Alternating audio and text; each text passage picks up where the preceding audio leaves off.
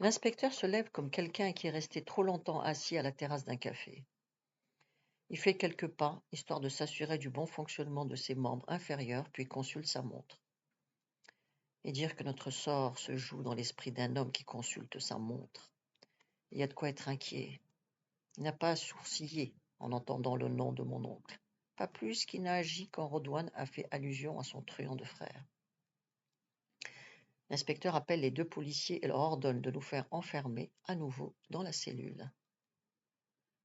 Nous venons d'échapper au traitement spécial et c'est toujours ça de prix.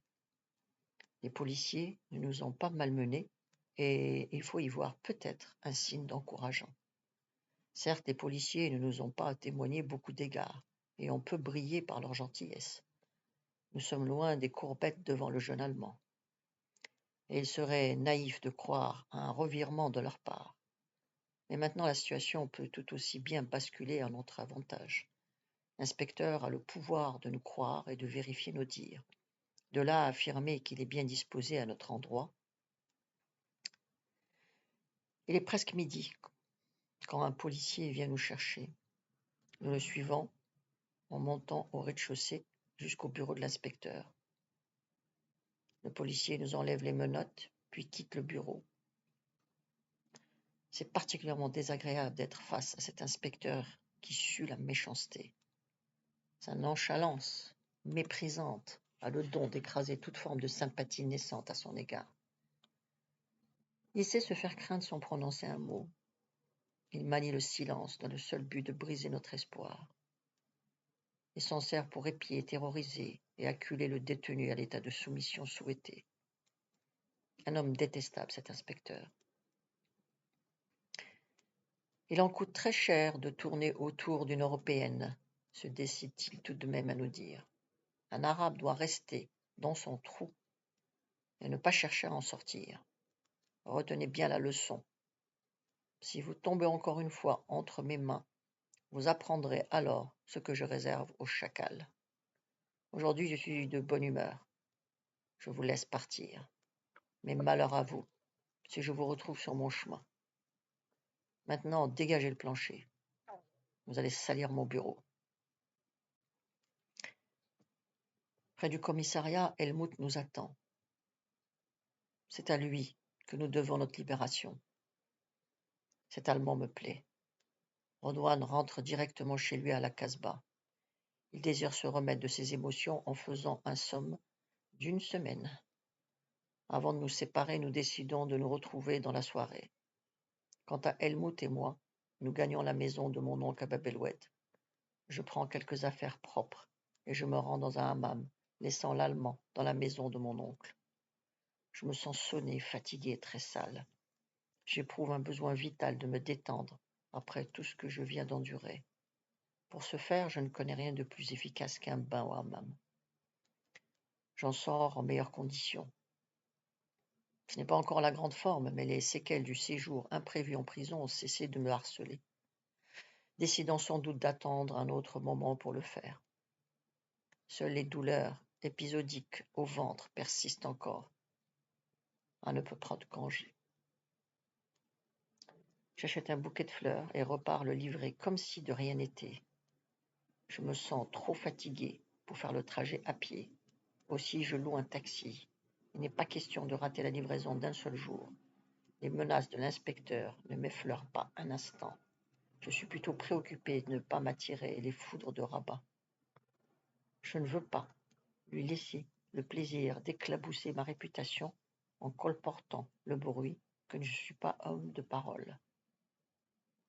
Mon honneur est en jeu et je dois remplir mon contrat. Lorsque le gardien vient ouvrir le portail, son visage n'a plus l'expression radieuse qu'il affichait lors de notre interpellation. Il devient écarlate. Il pensait être débarrassé de moi pour l'éternité. À cause de cet imbécile, j'ai passé une nuit inutile en prison. J'aurais bien aimé laisser éclater ma rage en le tuant sur place, mais je ne suis pas venu pour faire un esclandre. Ce n'est pas pour autant que je suis d'humeur à l'entendre. Du doigt, je lui signifie de se taire, et je lui remets autoritairement les fleurs. Je l'abandonne interloqué devant le portail et me retourne au centre-ville. Je n'ai pas prononcé un mot. Le soir venu, Rodwan nous rejoint à Bab el-Oued. Il est passé chez son truand de frère pour exiger réparation après lui en faisant état des préjudices causés par sa détention. Il le rend responsable parce qu'il est l'ami de l'inspecteur. Le plus étonnant est que son frère a accepté de le dédommager grassement. Pour fêter notre libération, nous invitons le jeune Allemand dans le restaurant de son choix. C'est le minimum que nous puissions faire pour lui. L'Allemand a dans l'idée de manger dans un restaurant très chic. Il adore se faire plaisir en fréquentant les établissements hors de prix. Avant de nous mettre en route, nous lui faisons goûter la production soignée de Rachid le Kabyle. Puis nous partons à la recherche d'un restaurant chic, heureux comme des anges en tournée d'inspection au paradis. En nous présentant devant plusieurs grands restaurants de la ville, nous avons droit au spectacle rare d'un Allemand en colère. On nous refuse systématiquement l'entrée dans l'établissement. Le motif est invariablement le même. Il n'y a plus de place et les tables vides sont toutes réservées. Nous expliquons à Helmut que certains restaurants ne veulent pas recevoir d'indigènes de peur de faire fuir la clientèle européenne. Cette falaise d'intolérance heurte profondément la sensibilité de notre compagnon. L'Allemand ne comprend pas, n'admet pas cette pratique. Il n'a jamais vu un commerçant refuser de servir des clients. Il n'a pas l'intention de renoncer aussi facilement. Et quelques restaurateurs en feront les frais. Si tous les Allemands sont comme lui, ce doit être un peuple bien particulier. Face au restaurateur, Helmut en n'a pas douté et excédé, et sa colère atteint la cote d'alerte. Mais l'expression de sa révolte n'a rien de comparable avec la nôtre. Nous avons plutôt pour habitude de manifester pleinement et clairement notre mécontentement. Chez nous, toute notre personne est en ébullition. Le ton est élevé, nos gestes suivent la cadence rapide de nos paroles, les insultes se glissent sournoisement peu à peu dans les phrases et finissent par tenir lieu d'unique argument. Enfin, une véritable exaspération se mesure avant tout par notre formidable capacité de prendre à témoin tout le voisinage immédiat, et bien plus encore quand nous nous trouvons en société. Eh bien, chez l'Allemand, ça pourrait être exactement le contraire. L'Allemand reste immobile, son débit de parole est réglementé par l'exclusion de tout ce qui est inutile. Il ne fait aucune référence à la généalogie et aux mœurs douteuses de la famille de son contradicteur. Il s'en tient à l'essentiel et limite le débat exclusivement à l'objet du litige. Le ton reste ferme et ne subit aucune altération due à l'oubli d'une insulte de dernière minute.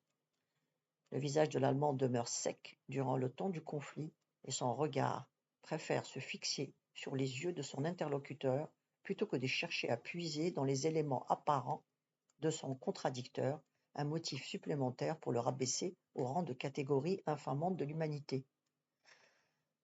Le spectacle d'un Allemand en colère mérite vraiment le détour. Finalement, nous trouvons un restaurant qui accepte de fermer les yeux sur notre encombrant attribut génétique. Il faut préciser aussi que dans sa persévérance, l'Allemand y est pour quelque chose. Helmut a trouvé une petite astuce pour éviter de nous faire conduire une nouvelle fois. Pendant que nous sommes restés postés un peu plus loin, l'Allemand est entré dans le restaurant et a réservé une table pour 3 personnes. Il a pris place et a commandé les repas. Puis il a attendu tranquillement notre venue. Lorsque nous sommes entrés dans le restaurant afin d'y rejoindre notre ami, Helmut s'est précipité à notre rencontre en nous souhaitant brillamment la bienvenue.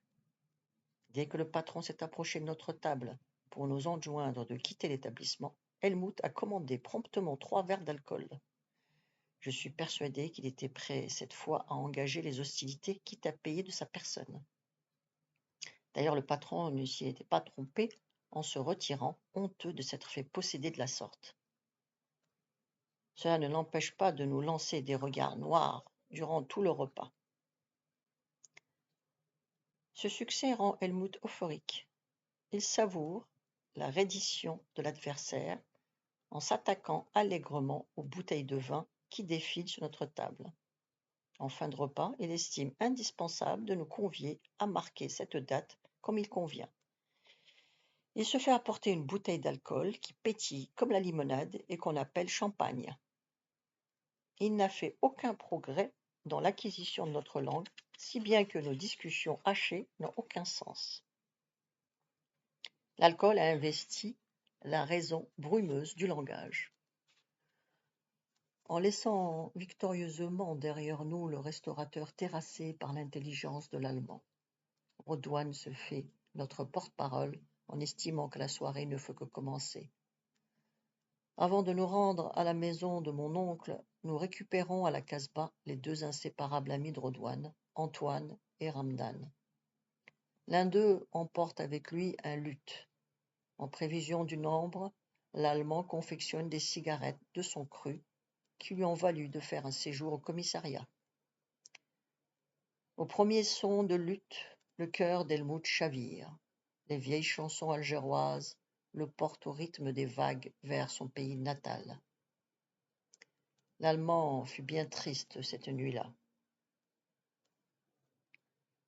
Si la vigilance aide à surmonter les ennuis, la prévoyance peut parfois les éviter. Fort de cette résolution, je décide de ne pas tomber dans la fosse au serpent pour sans assurer mes arrières. La rue est bel et bien déserte et pourtant, ce ne peut être qu'une fausse impression. Dans ma situation, il m'est interdit de m'aventurer plus avant sur une impression. Je demande au chauffeur de taxi de rouler lentement jusqu'au bout de la rue, puis de revenir. Je ne constate aucun signe suspect. Il n'y a pas l'ombre d'un attroupement douteux. Les abords des maisons sont calmes et ne laissent supposer aucun danger imminent. La voie est libre. J'agis comme un voleur sur le point de commettre son forfait. Mais qu'importe, ces précautions préliminaires seront aussi mon sauf-conduit pour le retour. En cas d'incident inattendu, je prie le chauffeur d'en aviser immédiatement mes amis, puis je descends de la voiture. En tirant sur la cloche, tous mes sens sont en éveil. À la moindre anomalie, j'envisage de m'enfuir à toutes jambes sans demander mon reste. J'entr'aperçois derrière les arbres le gardien qui regarde furtivement dans ma direction et disparaît aussitôt après dans la maison. Je l'imagine sans peine échafaudant sournoisement un plan pour me faire disparaître à jamais de sa vie. Je dois m'attendre à des ennuis en perspective. Sans doute est-il en train de choisir à mon intention un couteau de boucher avec lequel il compte régler le litige une fois pour toutes. Je le comprends, l'animal. Si quelqu'un venait m'importuner chaque jour de la sorte, je crois que j'agirais de même. Lorsque je le vois sortir de la maison, il n'a rien entre les mains. Quel coup tordu peut-il bien me préparer? Il déambule sobrement dans l'allée en ajustant son nœud papillon et son veston. Je ne remarque aucune animosité dans son allure et pourtant je jurerais qu'il a comploté ma perte. Dès qu'il ouvre le portail, je prends l'initiative d'écourter notre rencontre. Je lui tends les fleurs en lui disant « Pour notre bien commun, tu ne me reverras plus. Aujourd'hui était la dernière livraison. J'ai respecté ma parole. Que Dieu m'éloigne de toi et de tes perfides pensées indignes d'un musulman. » En montant dans le taxi, je l'entends m'appeler, mais je ne daigne pas me retourner. Je commande au chauffeur de nous éloigner au plus vite de cet endroit dangereux. Je suis enfin soulagé d'avoir pu venir à bout de cette corvée. Je respire la joie et la satisfaction de m'être acquitté de ma tâche. Chez mon oncle, mes compagnons dorment encore profondément. C'est normal. Après la longue soirée de la veille, en voyant Helmut, je ne peux m'empêcher de sourire. Il est exactement dans la même position qu'en se couchant. Il n'a pas bougé d'un pouce. C'est à peine croyable de voir quelqu'un arriver à dormir ainsi dans la même position, étendu sur le dos, les mains sur le ventre et le corps bien aligné. Je me promets de le lui faire remarquer. La suite demain à la même heure. Vous pouvez vous abonner.